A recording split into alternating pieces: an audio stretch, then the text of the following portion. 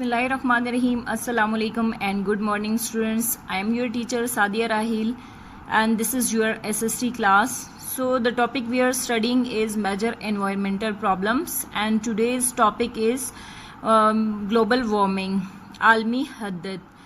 So before going to start the topic, let me take a quick review from you. So हमने जो topics discuss किए उसमें सबसे पहले हमने आलूदगी को डिस्कस किया था. आलूदगी क्या होती है, आलूदगी की अक़साम, आबी आलूदगी, फ़िज़ाई आलूदगी और ज़मीनी आलूदगी, इनकी वजूहात और इनके असरात को तफसीलन जो है वो डिस्कस किया था आपके साथ.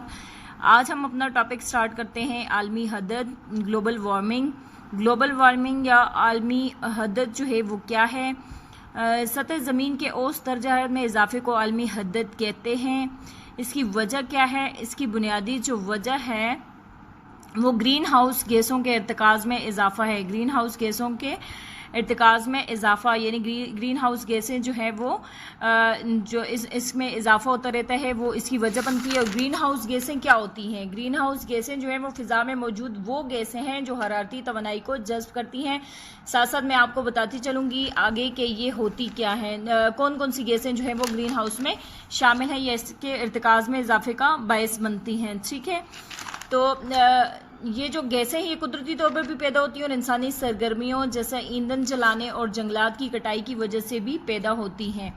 ठीक है, अब हम ये जो आलमी हदद है इसमें 19वीं सदी के आखिर में ज़मीन का दर्जा हरारत जो है वो नापा गया था और जिसके मुताबिक ज़मीन के औसत दर्जा हरारत में 0.5 से लेकर 1 सेंटीमीटर जो है तक इजाफा हुआ है. यानी जैसे ही इन गैसों का जो इर्तिकाज़ है ये इन गैसों का ये दर्जा हरारत ज़मीन का ज़्यादा होता है तो आलमी हदद इसके नतीजे में जन्म लेती है. ठीक है, इसको आलमी हदद कहते हैं. सतह ज़मीन के औसत दर्जा हरारत में इस इजाफे को आलमी हदद कहा जाता है. ठीक, अब ग्रीन हाउस असर जो है वो क्या है? ग्रीन हाउस असर जब सूरज की शुआएं ज़मीन से टकराती हैं तो ज़मीन की सतह ने वापस मनकस कर देती है. फ़िज़ा की निचली तहों में मौजूद ग्रीन हाउस गैसें इन शुआओं को वापस जाने से रोक लेती हैं और इनकी हरारती तवानाई जज़्ब कर लेती हैं. ठीक है, जिसकी वजह से ज़मीन की सतह के दर्जा में इजाफा हो जाता है और इस अमल को ग्रीन हाउस असर कहते हैं.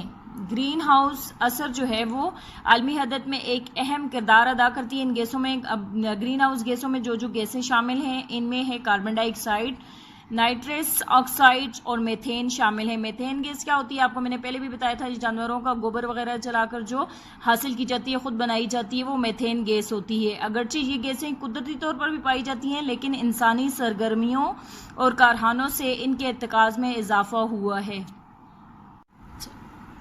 इसके अलावा ज़राअत में इस्तेमाल होने वाली खादों की वजह से नाइट्रस ऑक्साइड और माल मवेशियों की खुराक की वजह से मेथेन गैस के इर्तिकाज़ में इजाफा होता है. और नामियाती ईंधन का ज़्यादा इस्तेमाल ख़ास तौर पर वो गाड़ियाँ जो गाड़ियों के इस्तेमाल में होता है और फ़िज़ा में कार्बन डाइऑक्साइड की मिकदार को बढ़ाता है. इंसान ने भी जंगलात की कटाई से फ़िज़ा में मौजूद गैसों की कुदरती तवाज़ुन को मुतासर किया. यानी ऑक्सीजन जो है वो हमें जंगलात से हासिल होती है. ये बात आप सब जानते हैं कि ऑक्सीजन हम पौधों से हासिल करते हैं और कार्बन डाइऑक्साइड जो है ये इंसान जो है वो खारिज करते हैं. इसके अलावा जो गैसें हैं, मसनूई जो गैसें हैं उनसे भी कार्बन डाइऑक्साइड में इजाफा होता है. तो ये तमाम वजूहात जो है वो ग्रीन हाउस आलमी हदद में अहम किरदार अदा करती हैं. इसके बाद हम डिस्कस करेंगे आलमी हदद की कुदरती वजूहात, natural causes of global warming. ठीक है, मौजूदा सालों में ज़मीन के दर्जा हरारत में इंसानी असर के बगैर ही तब्दीली रुनुमा हुई है. ये तब्दीलियाँ जो हैं फ़िज़ा में मौजूद गैसों के इर्तिकाज़ में होने वाली कुदरती तब्दीलियों की वजह से हुई हैं. ठीक है, अब ये क्या है? आजकल ज़मीन की सतह पर पहुँचने वाली शमसी तवानाई की मिकदार में तब्दीली आलमी हदद में इजाफा कर रही है लेकिन इन तब्दीलियों का असर ग्रीन हाउस गैसों के मुकाबले में बहुत कम है. आलमी हदद के असरात क्या मुरतब होते हैं? आलमी हदद की वजह से क्या होता है? मनफी असरात क्या पड़ते हैं इंसानी ज़िंदगियों पर या हमारे माहौल पर? ये मौसमी तब्दीलियाँ और शदीद मौसमी मज़ाहिर जैसे तूफ़ानी बारिशें और बर्फ़बारी, लंबी खुश्क साली और तेज़ जो है वो गर्मी इसकी वजूहात हैं. इसके अलावा क्या है? हरारती फैलाव और बर्फ़ पिघलने की वजह से सतह समुद्र में इजाफा, सर्द आबो हवाओं के जानवरों और पौधों के अनवा का नायाब हो जाना, سیلابوں کی وقوع اور شدت میں اضافہ، زرعی پیداوار میں کمی، آبی چکر کا متاثر ہونا، گلیشیئرز کا پگھلنا، سردیوں میں دریاؤں کے بہاؤ میں کمی. یہ تمام جو ہے یہ عالمی حدت کے اثرات ہیں، یعنی انسانی زندگیوں پر یہ اثرات مرتب ہوتے ہیں. اس کے علاوہ پودے جانور وغیرہ افیکٹ ہوتے ہیں.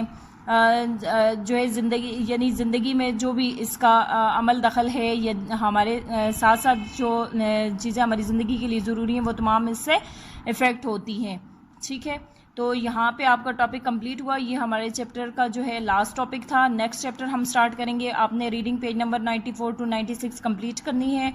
پورے چیپٹر کی ریڈنگ لازمی کیا کریں، اس سے آپ کو سمجھ آتی ہے، اور اس کے علاوہ جو چیز سمجھ نہ آئے اس کا فیڈ بیک ضرور دیا کریں. ٹھیک ہے، تو ابھی آپ لوگوں نے، میں نے آپ کو شارٹ کوسچن اور MCQs ریوائز کرنے کو بولا تھا. اب آپ لانگ کوسچن، آپ کو نوٹس دے دیے ہوئے ہیں، ان میں سے آپ نے لانگ کوسچنس کو نوٹ بکس پہ رائٹ بھی کرنا ہے اور ریوائز بھی کرنے ہیں. ٹھیک ہے، اپنا خیال رکھیے گا. اللہ حافظ.